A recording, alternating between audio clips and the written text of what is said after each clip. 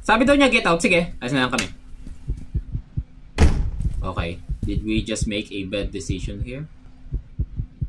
Ako'y ninenervyos din eh. Itigil ko na kaya ito, ano? De, joke lang. Oh!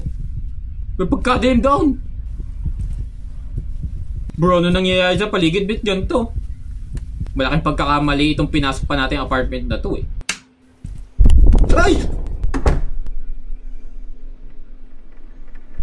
Ang putik, lumabas siya dun sa kwarto! Pisti bro, pa ayaw ko derechoin yun ah.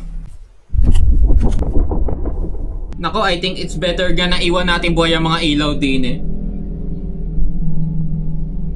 Nagbukas siya ng kanya.